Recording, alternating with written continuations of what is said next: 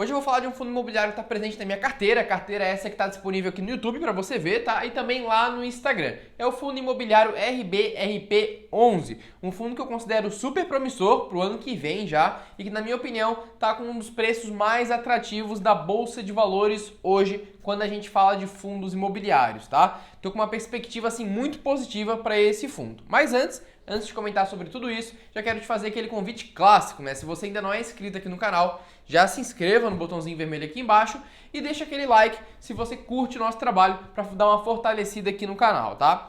Seguinte, o fundo imobiliário RBRP11 é um fundo imobiliário meio que híbrido, tá? Por quê? Ele investe tanto no segmento de tijolo, quanto também investe no segmento de papel, em CRIs, recebíveis imobiliários, como também tem cotas de outros fundos imobiliários. Então é um fundo imobiliário assim bem diversificado, né, intrinsecamente. Mas majoritariamente toda a receita do fundo imobiliário vem aí do segmento de imóveis, tá?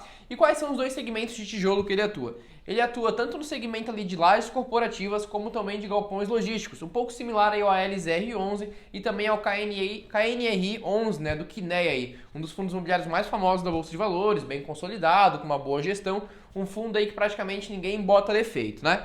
O RBRP11 chega aos pés do KNR11? Cara, eu acho que tá num caminho, tá? Acho que é um fundo imobiliário com uma boa perspectiva, que está crescendo bastante e também é muito diversificado, né? Tem praticamente aí quase metade do patrimônio em lajes corporativas e quase metade também aí do patrimônio alocado em imóveis, né? E metade aí alocado em galpões logísticos, tá? Trouxe algumas informações bem legais aqui para compartilhar com você. Ó. Primeira coisa, hoje esse fundo ele tem 12 imóveis que estão divididos aí em dois estados, São Paulo e Rio de Janeiro, né? Aquele eixo São Paulo-Rio, tá?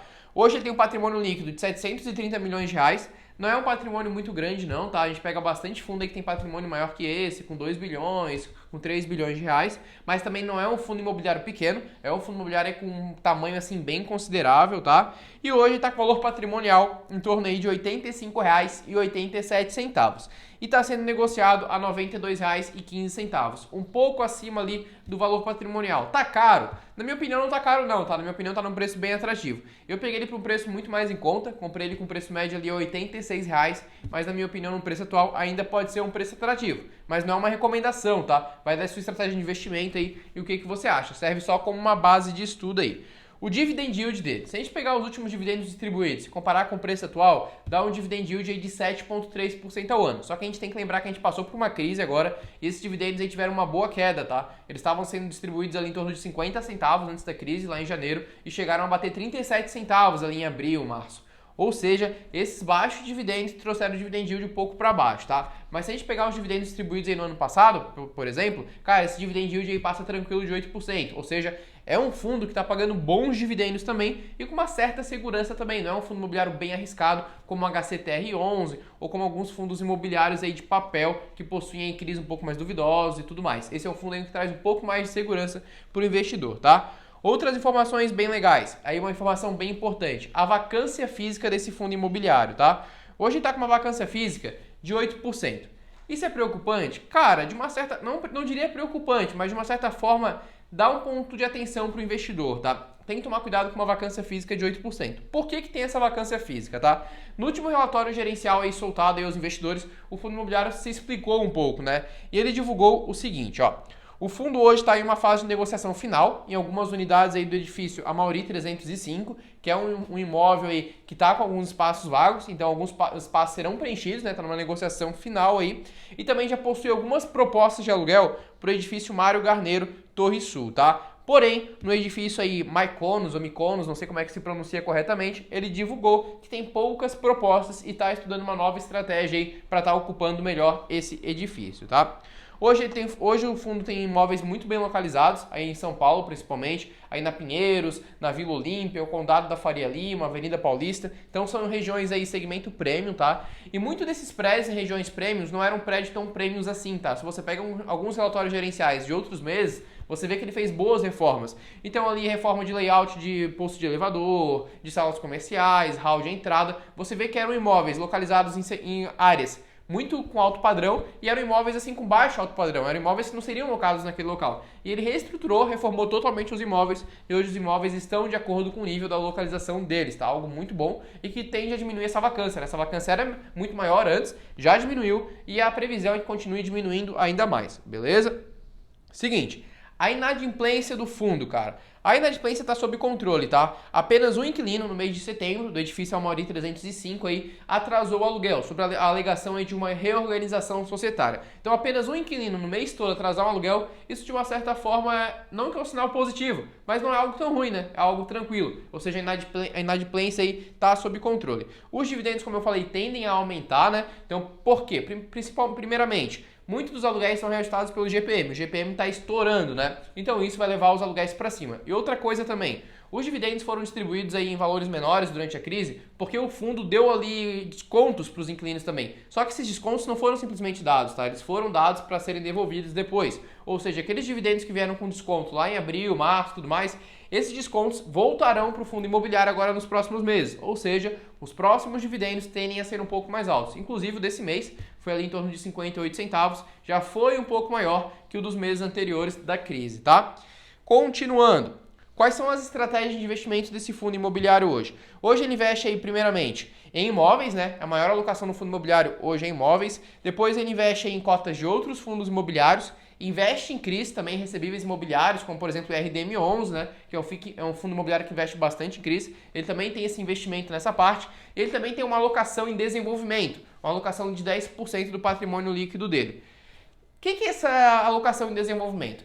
Quando a gente fala de desenvolvimento, é o seguinte, o fundo imobiliário pretende construir imóvel. A grande maioria dos fundos, como até mesmo o RBRP11, adquire os imóveis, né? Pega imóveis prontos e vai lá e compra. A grande maioria dos imóveis do RBRP11 foi comprado agora no ano de 2020, tá? Aí mais de 5 imóveis foram comprados nesse ano. E isso é normal, os fundos imobiliários tendem a comprar imóveis prontos. Porém, alguns também fazem desenvolvimento. E o RBRP11 deixou uma alocação de 10% do patrimônio ali para construir imóveis caso surja alguma oportunidade, né? Ainda não tem nada ali sobre, como é que eu posso dizer, definido o que ele vai fazer, mas tem aquele dinheiro separado para caso apareça alguma oportunidade, caso São Paulo, Rio de Janeiro ali tenha uma queda nos preços e ele aproveite esse momento. O gestor, né, a galera ali do fundo imobiliário, divulgou o seguinte, que os preços em São Paulo já estão voltando ao normal, não estão mais com preços tão atrativos como na crise, mas mesmo assim pode ser que apareça alguma oportunidade. Então ele preferiu deixar ali uns 10% assim, meio que reservado, né? Os resultados do fundo imobiliário hoje, tá? Grande parte dos resultados, na verdade, 80% vem de São Paulo, tá? E aproximadamente 20% vem do Rio de Janeiro. E os imóveis que estão em São Paulo, quase 50% vem da região ali da Vila Olímpia. Então é um pouco concentrado esse resultado, né? Mas por conta da vacância, por conta do preço do aluguel. Então aquela região da Vila Olímpia, Condado da Faria Lima, é uma região que tem um aluguel muito caro, né? É uma região alto padrão, região do mercado financeiro. Então ali realmente tende a ser o maior responsável pela rentabilidade, na verdade, né, do fundo imobiliário. Isso é normal. Mas o fato dele ter 12 imóveis em 2 estados já é muito bom, tá? O legal seria se ele se expandisse um pouco mais para outros estados, né?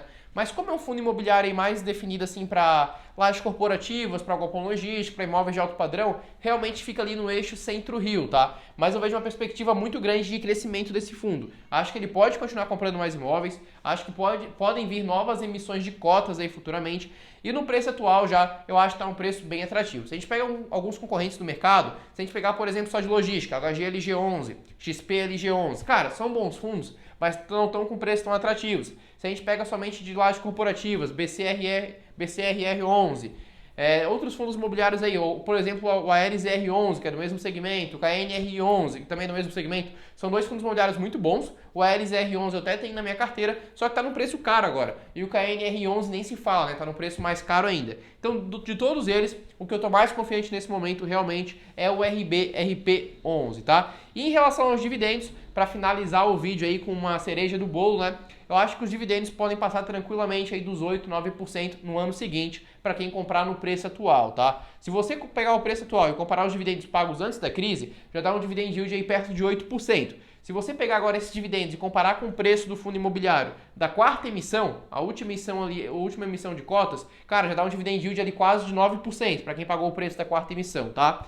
Agora, se você comprar no preço atual, o fundo imobiliário continuar crescendo, continuar tendo essa leva de crescimento em relação aos dividendos, cara, pode passar tranquilamente aí dos 8% o dividend yield. E é um fundo imobiliário que eu acho que pode trazer uma grande valorização na cota também, junto ali com o valor dos dividendos. Se a gente pega o concorrente, como por exemplo o KNR11, pega o ALSR11, no começo deles, né, quando eles foram ali meio que fundados e tal, cara, não mesma situação do RBRP11, né? Mas, cara, eles não eram tão consolidados assim no começo. O RBRP11 não tá tão no começo, mas já tá, assim, numa fase, assim, bem legal para pensar pro futuro, tá? Então, esse é meu ponto de vista, é uma base de estudo, não é uma recomendação, tá? Espero que você tenha gostado desse vídeo e até o próximo.